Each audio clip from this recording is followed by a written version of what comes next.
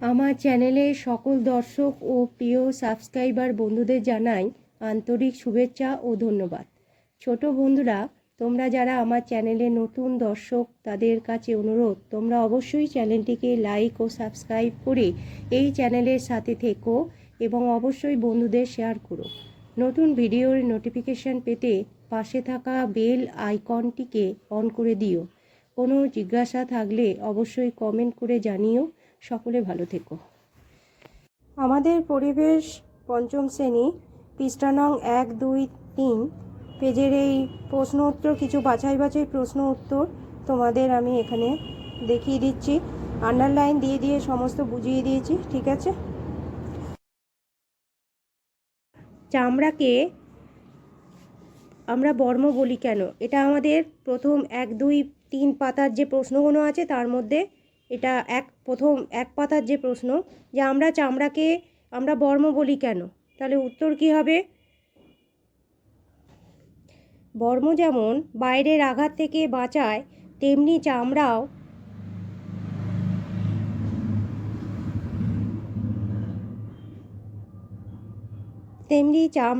বাইরের আঘাত ও সূর্যের অতি বেগুনি রশ্মি থেকে আমাদের শরীরকে বাঁচায়।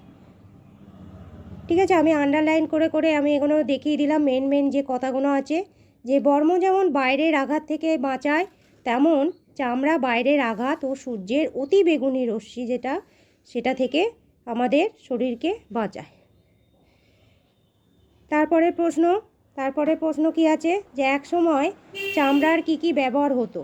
উত্তর, না পশুর চামড়া শুকিয়ে মানুষ তাতে লিখত। মেন জিনিসগুলো আমি আন্ডারলাইন করে দিচ্ছি। ও চামড়ার পোশাক, জল নিয়ে যেতে চামড়ার তৈরি ব্যাগ ব্যবহার হতো। ঠিক আছে, এই প্রশ্নগুলোর তলায় আমি এগুলো চোখে তোমাদের ভালো করে আসবে বলে আমি এগুলো দেখিয়ে দিচ্ছি। এবার নেক্সট প্রশ্নে যাচ্ছি।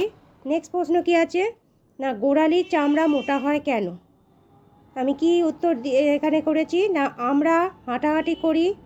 ঠিক আছে, মেন যে পয়েন্টটা আমি এটা দেখিয়ে দিলাম, যে আমরা যেহেতু হাঁটাহাঁটি করি, সেজন্য কি হয়, না শরীরের সব ভার কোথায় গিয়ে পড়ে, না গোড়ালির ওপর পড়ে।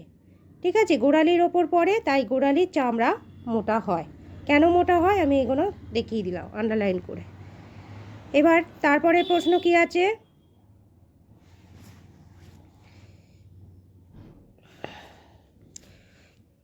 কিভাবে ফোসকা পড়ে? না চামড়ার ওপরের স্তর কী হয়, স্তরে গরমে মরে যায়। আমাদের যে চামড়ার যে একদম বাইরের স্তর যেটা আছে, যেই গরম হলো তখন যে বাইরের যে স্তরটা আছে সেটা মারা গেল, যেখানে যে আমাদের স্তরে যে কোষগুলো থাকে, সেই স্তরের কোষগুলো মানে সেটা মারা যায়। এবং নিচের স্তর থেকে কি হয়, তখন যে নিচের স্তরের যে কোষগুলো আছে সেখান থেকে জল বেরিয়ে আসে। ঠিক আছে, এবং দুটি স্তরের মাঝে এই জলীয় তরল জমে ফুলে উঠে ফোসকা পড়ে। জায়গাটা কি হয়, না ফুলে যায়, ফুলে গিয়ে ফোসকা পড়ে। এটা হচ্ছে মেন পয়েন্ট।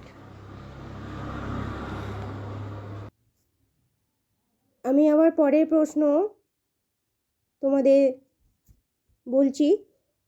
কি আছে, কি করলে চামড়ার ভিতরের স্তরে ক্ষতি হবে না? উত্তর কি, আমাদের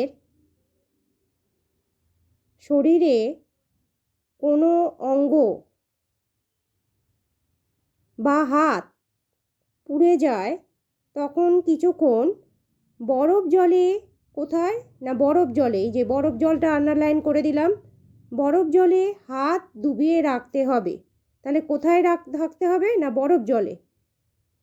ঠিক আছে, যখন দেখা যাবে হাত তুলে নিলেও জ্বলছে না, তাহলে কি হচ্ছে না, বরফ জলের থেকে যখন আমি তুলে নিলাম, নেওয়ার পরও যখন দেখছি জ্বলছে না, তখন হাত তুলে নিতে হবে। এতে চামড়ার ভিতরের স্তরে ক্ষতি হবে না। কোন জায়গায়, না চামড়ার ভিতরের স্তরে ক্ষতি হবে না। আমি তাহলে আবার একবার বলছি, আমাদের শরীরে কোনো অঙ্গ বা হাত যখন পুড়ে যায়, তখন কিছুক্ষণ বরফ জলে হাত ডুবিয়ে রাখতে হবে। কি ডুবিয়ে রাখতে হবে, না হাত ডুবিয়ে রাখতে হবে? বেশ খানিকক্ষণ রাখতে হবে।